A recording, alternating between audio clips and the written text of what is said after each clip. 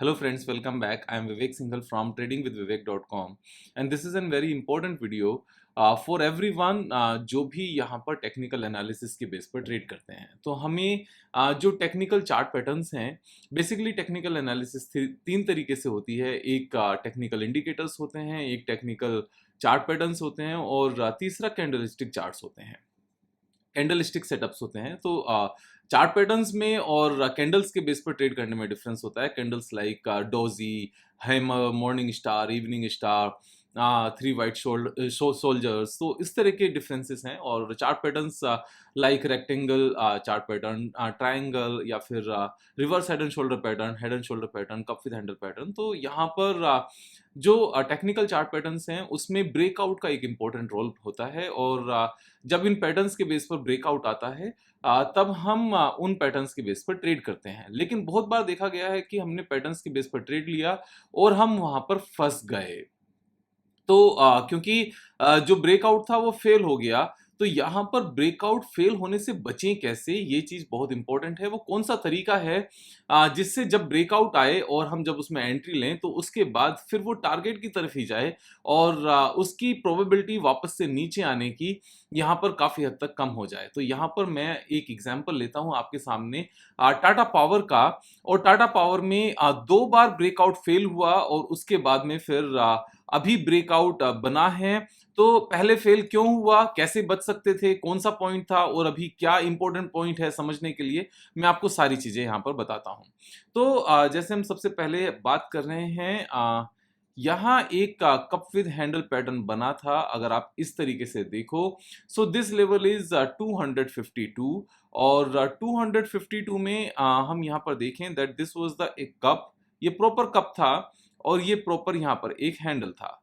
अब proper cup with handle बनने के बाद में यहां से ब्रेकआउट हुआ। कौन सी कैंडल से ब्रेकआउट है आप देख सकते हो, दिस इज द कैंडल, जो ये ग्रीन कैंडल है यहाँ पर, ये इस कैंडल से ब्रेकआउट है। क्योंकि जो हमारी यहाँ पर लाइन हमने ड्रॉ की, इस लाइन से ऊपर क्लोजिंग होना चाहिए। ब्रेकआउट का मतलब है जो हमारा रेसिस्टेंस है, यानी कि जहां पर इसने रेसिस्टेंस बनाया, पहले इस लेवल पर रेसिस्टेंस बनाया, सेम ही लाइन है 252, this was the resistance, same he line को यहां पर इसने टच किया 252। और this particular candle on 3 Feb 2022 ये 252 वाली लाइन को ब्रीच करके ऊपर क्लोज हुआ। तो सबसे पहले ब्रेकआउट होना किसे कहते हैं? ब्रेकआउट होना मतलब है कि जो हमारा रेसिस्टेंस है उससे ऊपर क्लोज होना। अगर जो रेसिस्टेंस लाइन है उसके ऊपर गया, जैसे इस पर्टिकुलर कैंडल में गया, ऊपर गया लेकिन वापस आया और नीचे आकर क्लोज हुआ, तो इसको हम ब्रेकआउट नहीं कह सकते। ब्रेकआउट होने के लिए इंपॉर्टेंट पॉइंट है ऊपर जाकर क्लोज होना। सो 3 Feb को जहां मैंने ये एरो लगाया ब्लू कलर से, दिस वाज द कैंडल जब ऊपर जाकर क्लोज हुआ।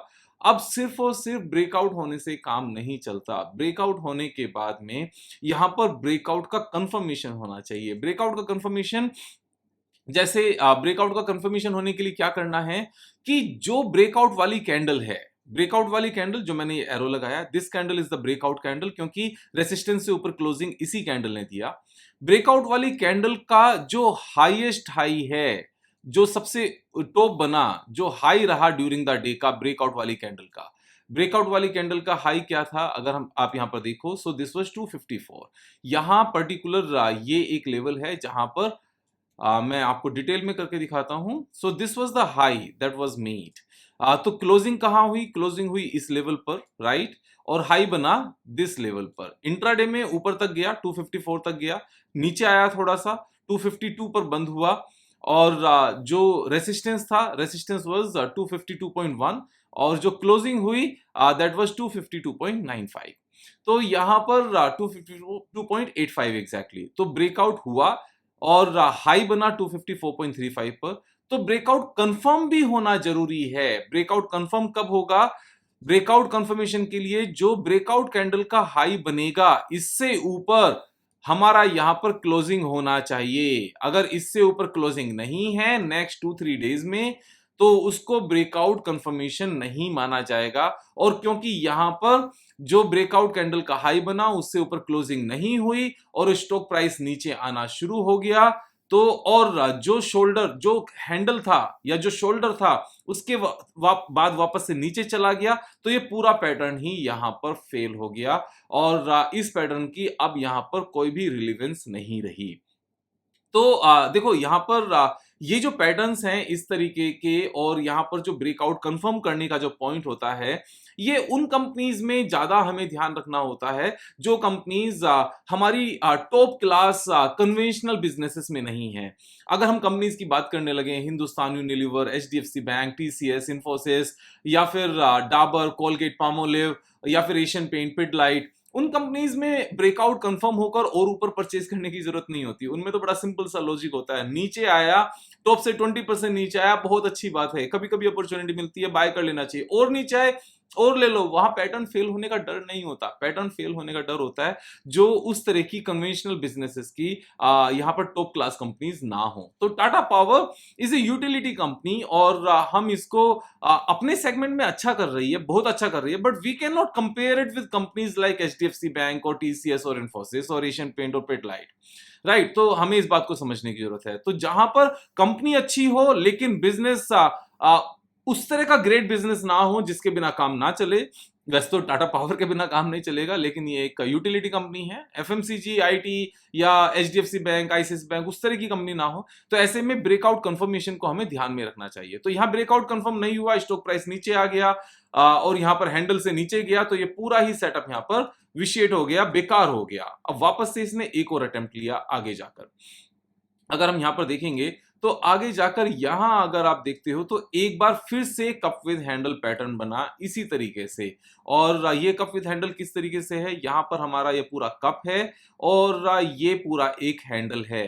अब हमने देख लिया कि यहां पर हमारा 242 लेवल पर अपना रेसिस्टेंस है जो इसने ब्रेकआउट दिया। ब्रेकआउट वाली कैंडल हमने यहां पर चेक कर ली। ब्रेकआउट वाली कैंडल हमारी है 6 सितंबर 22 को और ब्रेकआउट वाली कैंडल ने क्लोजिंग कहां पर दिया, द क्लोजिंग प्राइस इज 248। अब ब्रेकआउट का कंफर्मेशन कैसे होगा, जैसे हमने पहले चेक किया, ब्रेकआउट का हमारा यहां पर कंफर्मेशन होगा जो ब्रेकआउट कैंडल है इसके टॉप के ऊपर क्लोजिंग से।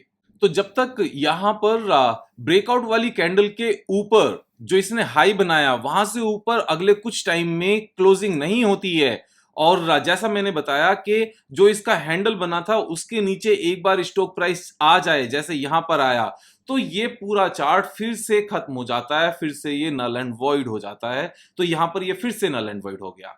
अभी अब तो ब्रेकआउट कंफर्मेशन कैसे चेक किया जाए, जैसे मैंने बताया कि जो ब्रेकआउट कैंडल है उसके टॉप के ऊपर क्लोज होना चाहिए।